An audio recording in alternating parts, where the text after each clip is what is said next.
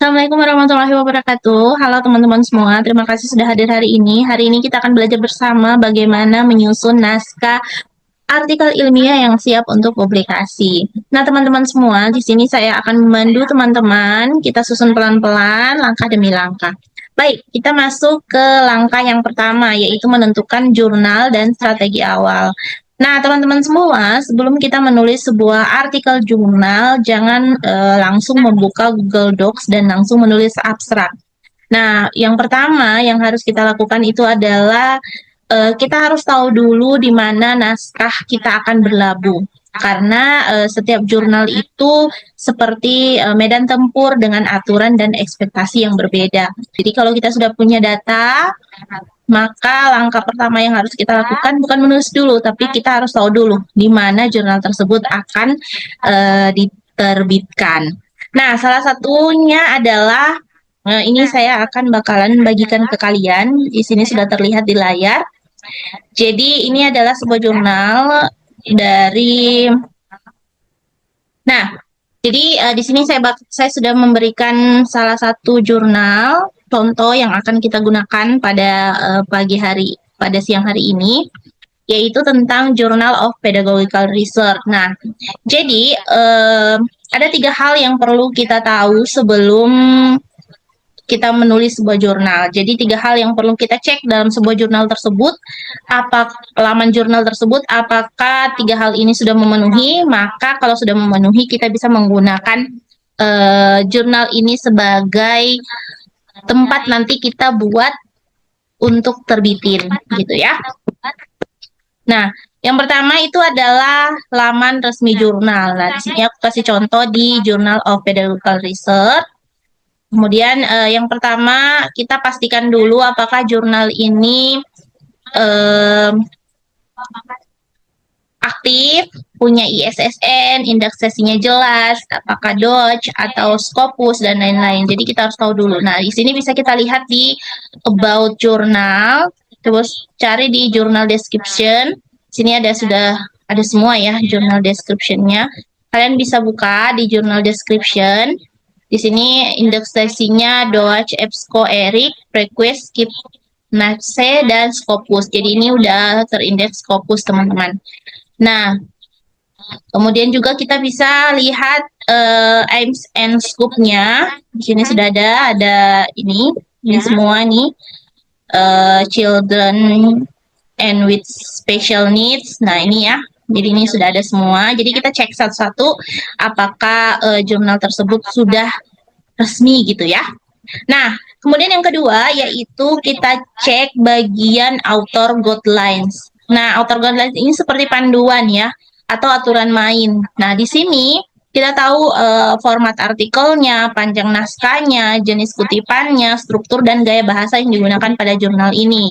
Nah, contohnya kalau misalnya kita lihat di for author, di sini author guidelines. Jadi kita buka author guidelines-nya, di sini kita lihat manuskrip kategorisnya apa, kemudian formatnya seperti apa, strukturnya seperti apa, kemudian ethical consideration-nya seperti apa, dan lain sebagainya. Jadi di sini sudah lengkap semua. Jadi teman-teman kalau misalnya mau submit di jurnal ini, kita sudah bisa tahu nih, oh ini aja yang diperlukan oleh jurnal tersebut. Kemudian yang ketiga yang perlu kita cek itu adalah contoh artikel terbaru.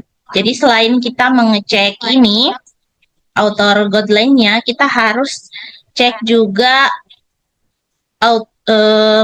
tulisan-tulisan terbaru dari jurnal ini. Jadi kita bisa lihat tulisan-tulisan terbarunya seperti apa, ini penting ya. Kenapa penting? Karena melihat gaya tulisan dan yang disukai jurnal tersebut.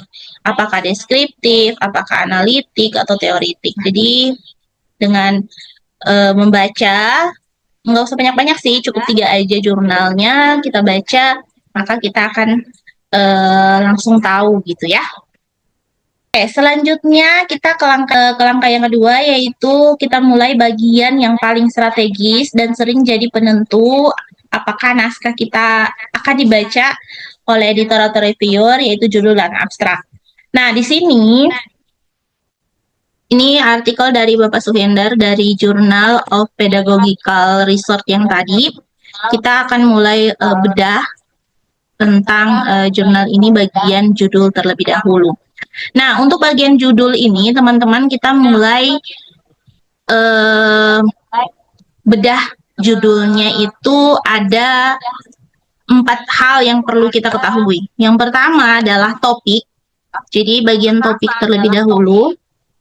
Sini. Jadi topik. Kemudian yang kedua itu model.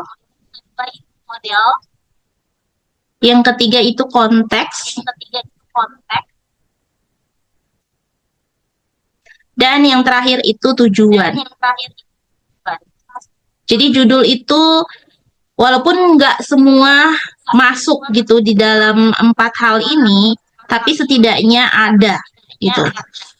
Nah, di sini pada artikel ini kita lihat judulnya itu Student Future Thinking Skill Implication for School Education Program. Nah, di sini topiknya itu dari Student Future Thinking Skill. Ini merupakan topiknya, topik dari jurnal ini.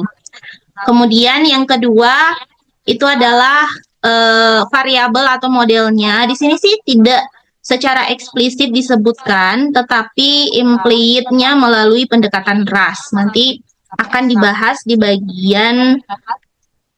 bagian abstrak. Nah, kemudian yang selanjutnya itu adalah konteks atau tujuan konteksnya. Konteksnya di sini adalah student ya, berarti yang ini. Sini konteksnya. Dan yang selanjutnya itu adalah tujuan. Jadi tujuan dari jurnal ini adalah untuk implication for school education program. Nah, judul itu sebenarnya harus kuat. Kalau di bagian punya Pak Suhendar ini, itu sudah kuat karena kurang dari 15 kata. Nah, biasanya di aturan dalam artikel itu biasanya dia harus kurang dari 15 kata. Atau biasanya sih 15 kata ya. Yang penting nggak lebih dari 15 kata. Kemudian yang kedua adalah langsung menyebutkan kontribusi atau untuk apa sih kontribusi apa yang diberikan oleh jurnal tersebut gitu. Nah, di sini kalau di bagian sini nih dia implikasinya untuk program pendidikan di sekolah.